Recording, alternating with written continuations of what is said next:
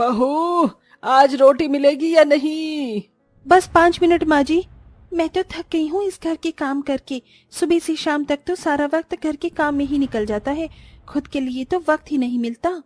संजना शालू रोज रोज के काम से काफी परेशान हो चुकी थी। थोड़ी देर में दोनों बहुएं रोटियां बनाकर सबको डाइनिंग टेबल पर परोसती हैं। आज रोटियां लाने में ज्यादा देर नहीं हो गई? मेरी तो आधी भूख ही मर गई है। पापा जी, हम इंसान हैं, रोबोट नहीं। सुबह से शाम तक हम घर के काम करके थक जाते हैं।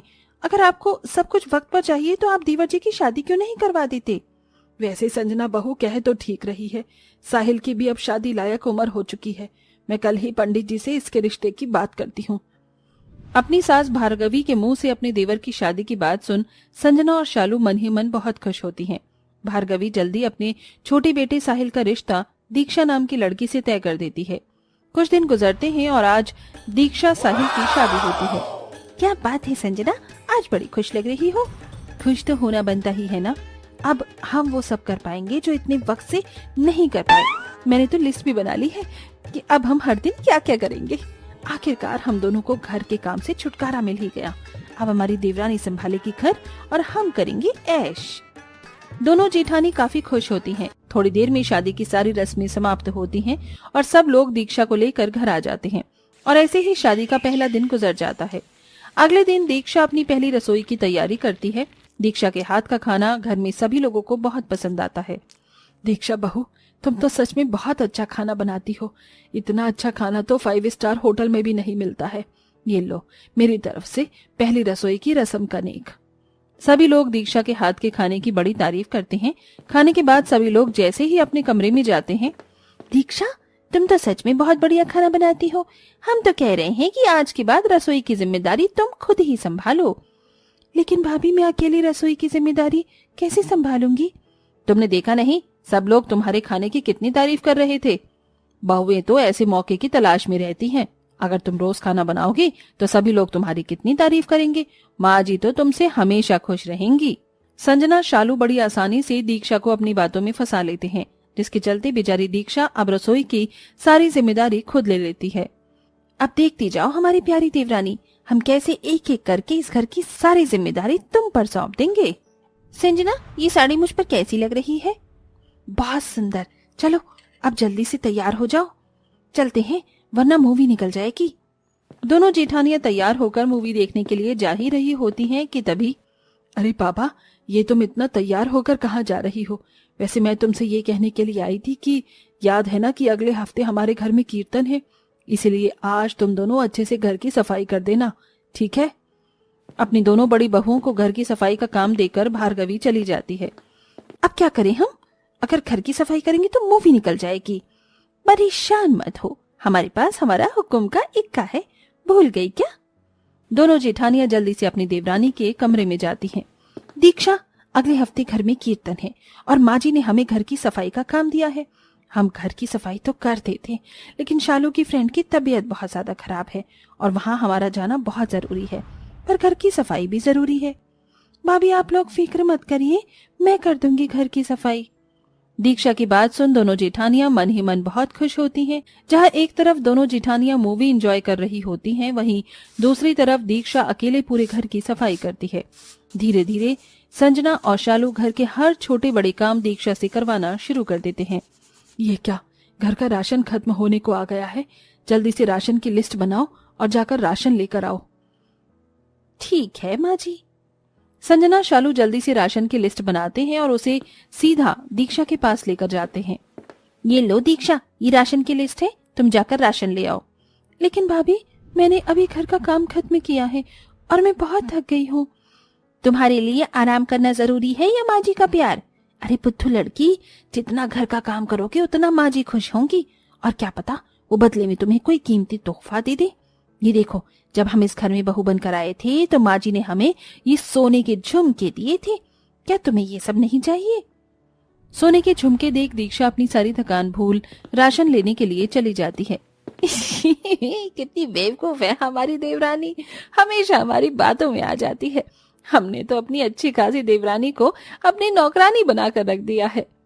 जहां दीक्षा कड़ी धूप में थकी हारी हालत में राशन लेने के लिए जाती है, वहीं दोनों जेठानियां एसी की ठंडी ठंडी हवा में आराम करती हैं। छी, नल के पानी, इसके अंदर से कितनी गंदी बदबू आ रही है। लगता है टंकी कुछ ज्यादा ही गंदी हो गई है। नल में से पानी गंदा आता देख भार्गवी अपनी छोटी बहू दीक्षा के पास जाती है। दीक्षा बहू, पानी की टंकी कुछ ज्यादा ही गंदी हो गई है। अपनी दोनों जेठानियों से कह दो कि जल्दी से पानी की टंकी साफ कर दें। तब तक तुम घर की साफ सफाई कर लेना। ठीक है माँ जी। भार्गवी को दीक्षा से बात करते हुए संजना सुन लेती है और भागी भागी शालू को सारी बात बताती है। दोनों जेठानियों को टंकी साफ न करना पड़े इसलिए अब वो बीमार होने का नाटक करती हैं। मेरी कमर, अचानक क्या हो गया मेरी कमर में? और मेरे तो कल रात से ही सिर का दर्द ही नहीं खत्म हो रहा। ऐसा लग रहा है बस सर फट जाएगा। भाभी, आप दोनों की तो बहुत ज्यादा तबीयत खराब हो रही है। वही तो दीक्षा, लेकिन अभी तो हमें पानी की टंकी भी साफ करनी है। न जाने ऐसी हालत में हम पानी की टंकी कैसे साफ करेंगे। भाभी, मेरे रहते हुए आप दोनों को परेशान होने की कोई जरूरत नहीं है। मैं सब कर दूंगी। आप दोनों बस आराम करिए और किसी चीज की जरूरत हो तो मुझे बता देना। दीक्षा, तुम कितनी अच्छी हो। हम बड़े ही खुशनसीब हैं कि हमें तुम जैसी देवरानी मिली। अपनी भाभीियों की तबीयत खराब देख दीक्षा घर की साफ सफाई कर कड़ी धूप में पानी की टंकी भी साफ करती है। दीक्षा से दिन रात नौकरानी की तरह काम करवाने के बाद भी संजना और शालू के दिल में दीक्षा के लिए जरा भी तरस नहीं आता और अब वो कोई ना कोई बहाना हर रोज करके घर के सारे काम देवरानी से करवाते हैं और खुद पूरा दिन बैठकर आराम करते रहते हैं, जिसके चलते अब धीरे धीरे दीक्षा कमजोर होने लगती है। दीक्षा बहू, कुछ दिनों से देख रही हूँ कि तू बड़ी सुस्त सुस्त रहने लग गई है और काफी कमजोर भी लग रही है। एक काम कर, तू जाकर आराम कर। ये सारे काम संजना और शालू कर देंगी। लेकिन माँ जी, दोनों जेठानियों की तो पहले से ही तबीयत खराब है। आप उन्हें मत बोलिए, मैं कर लूंगी। दोनों बड़ी बहुओं की तबीयत खराब के बारे में सुन भार्गवी जैसे ही उनके कमरे में जाती है तो देखती है कि उसकी दोनों बड़ी बहुएं आराम से एसी की हवा में बैठकर जूस पीते हुए बातें कर रही हैं। कितनी आसानी से हमने अपनी देवरानी को अपनी बातों में फंसाकर अपनी नौकरानी बना दिया।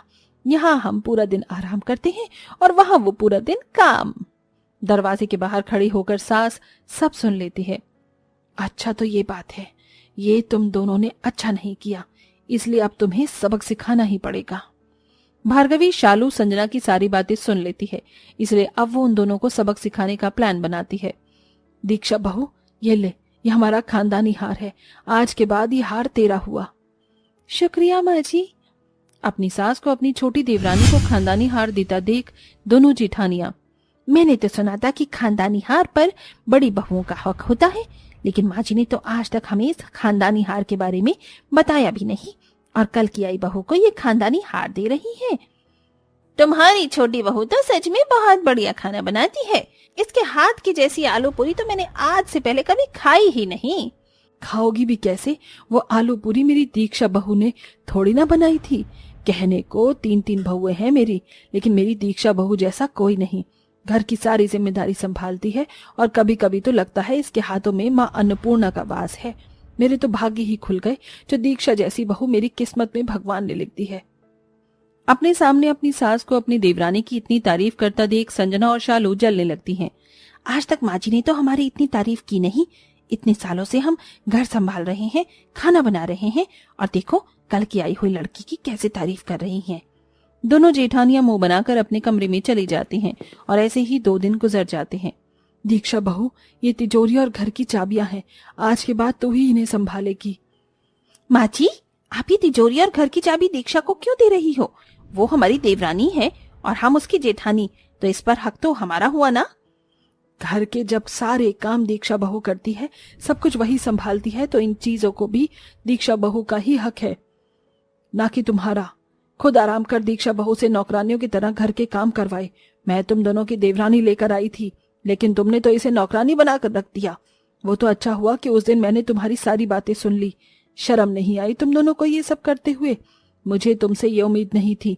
जानती भी हो रोज रोज नौकरानी की तरह काम करते करते दीक्षा बहू की क्या हालत हो गई है। अपनी सास की बातें सुन संजना और शालू को अपनी गलती का एहसास होता है। हम रोज रोज घर के काम करके थक चुके थे, हमें अपने लिए वक्त नहीं मिलता था, इसलिए हमने ये सब किया। हमें माफ कर दीजिए। हाँ दीक्षा, हमें माफ कर दो। घर के काम से छुटकारा पाने के लिए हम तुमसे परेशान होकर नौकरानी की तरह काम करवाते रहे और खुद महारानी की तरह आराम किया, लेकिन आज ये सब देख हमें हमारी गलती का एहसास हो गया है। शालू और संजना को अपनी गलती का एहसास होता देख दीक्षा भार्गवी उन्हें माफ कर देती हैं, जिसके बाद अब दोनों जेठानियां सुधर जाती हैं और अपनी देवरानी के साथ मिलकर घर की सारी जिम्मेदारियों को अच्छे से संभालती हैं।